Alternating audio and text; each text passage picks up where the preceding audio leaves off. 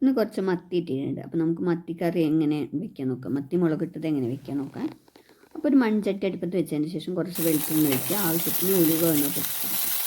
എന്നിട്ട് അതിലേക്ക് ഉള്ളി, വെളുത്തുള്ളി, പച്ചമുളക്, ഇഞ്ചി ഇതെല്ലാം കൂടിയിട്ടൊന്ന് മൂപ്പിച്ചെടുക്കുക. അത് മൂത്ത് വരുമ്പോൾ അതിൽ കുറച്ച് മഞ്ഞൾപ്പൊടി, കുറച്ച് മുളക് പൊടി, ആവശ്യത്തിന് ഉപ്പ് ഇട്ട് കൊടുക്കുക. ഇനി ഇത് മൂത്ത് കഴിഞ്ഞിട്ടുണ്ടെങ്കിൽ നമുക്കൊരു തക്കാളി മിക്സിയിൽ അടിച്ചതൊന്ന് ചേർത്ത് കൊടുക്കാം. തക്കാളി ചേർത്തതിൻ്റെ പച്ചമണം മാറിയാൽ നമുക്ക് അതിലേക്ക് കുറച്ച് പുളി ഒഴിച്ചെടുക്കാം. പുളിയൊക്കെ ഓരോരുത്തരുടെ ഇഷ്ടത്തിനനുസരിച്ചിട്ട് എടുക്കാം കേട്ടോ. വീഡിയോ ആദ്യമായിട്ടാണ് കാണുന്നത് ചാനലൊന്ന് സബ്സ്ക്രൈബ് ചെയ്ത് സപ്പോർട്ട് ചെയ്യാം.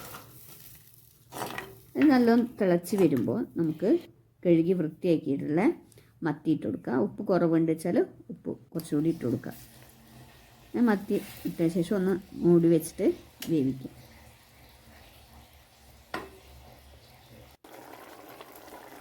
പിന്നെ ഇതിലേക്ക് കുറച്ച് പച്ച കുരുമുളക് ഇടുക. മത്തിക്കറിയിലേക്ക് കുരുമുളക് നല്ല രസമുണ്ടാവും. പച്ച കുരുമുളക് ഒന്ന് ചതച്ചും കണ്ടിട്ട് കൊടുക്കുക. പിന്നെ മേലെ കുറച്ച്